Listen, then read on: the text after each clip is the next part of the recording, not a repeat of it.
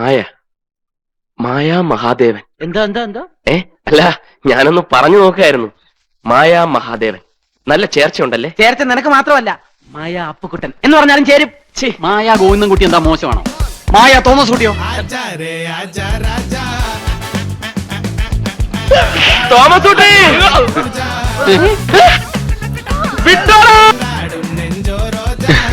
അപ്പുക്കുട്ട, ഞാനൊരു എഴുത്ത് തരാം, നീ ഒന്ന് കൊണ്ടു കൊടുക്ക.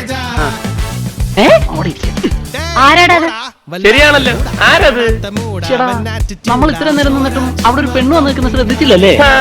ഇനി വല്ല കള്ളന്മാര് വന്ന് കയറിയതാണോ? ഇനിയിപ്പോ അവിടെ കയറുന്ന ഏത് കള്ളൻ? ലോകത്തുള്ള പെരുങ്കള്ളന്മാരെല്ലാം ഇവിടെ നിൽപ്പുണ്ടല്ലോ. അയ്യോ അമ്മേ, ഇവര് അത്രക്കാരൊന്നും അല്ല.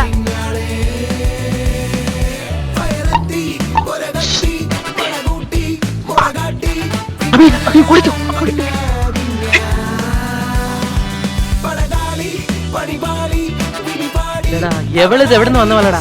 4 സുന്ദര കുട്ടപ്പന്മാർ ഇവിടെ നിരന്ന് നിന്നിട്ടൊന്ന് മൈൻഡെങ്കിലും ചെയ്യണ്ടേ? അവൾ ഈ നാട്ടിൽ കാല് കുത്തി അന്ന് മുതൽ അവള് നമ്മുടേതായി. ഇനി അവളെ വിവാഹം കഴിക്കുന്നത് നമ്മൾ തന്നെ ആയിരിക്കും. നമ്മള് 3-4 പേരില്ലടാ. അതിനെന്താ, പഞ്ചപാണ്ഡവന്മാര് 4 പേരും കൂടിയല്ലേ പണ്ട് ദമയന്തയെ കിട്ടിയത്? ദമയന്തി അല്ലടാ, കുന്തി. ഏത് തള്ളമാരെയും വീഴ്ത്താൻ പറ്റിയ ഒരു നമ്പർ എന്റെ കയ്യിലുണ്ട്. എന്റെ അമ്മ തള്ളക്ക് ഭ്രാന്താടാ. എപ്പോഴും അവളുടെ മേലൊരു കണ്ണു വേണം. ഒരു കണ്ണം, അതിനുവേണ്ടി ഈ 2 കണ്ണുകളും ദാനം ചെയ്തിരിക്കുന്നു. ഞാൻ മുത്തച്ഛന്റെ കൂട്ട്, ഞാൻ മാത്രമല്ല അവരെല്ലാവരും. അതെ, നിങ്ങളെ 3 പേരെ അവർ മനസ്സിലാക്കി ശ്രമിക്കും. ഇനി ഒറ്റ മാർഗ്ഗം. എന്താ? നിങ്ങൾ അവളെ ഇങ്ങനെ മറന്നേക്കും.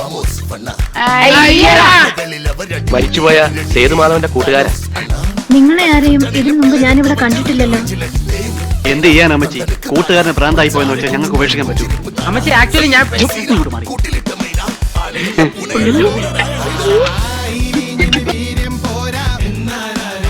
ഇനി ഒരൊറ്റ മാർഗമേ ഉള്ളൂ.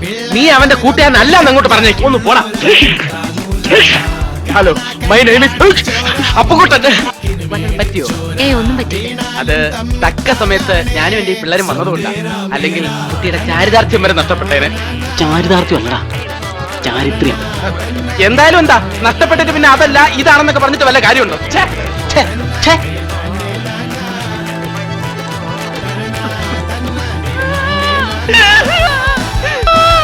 ഓവറാക്ട് ചെയ്ത് ചളവാക്കണ പുല്ലേ.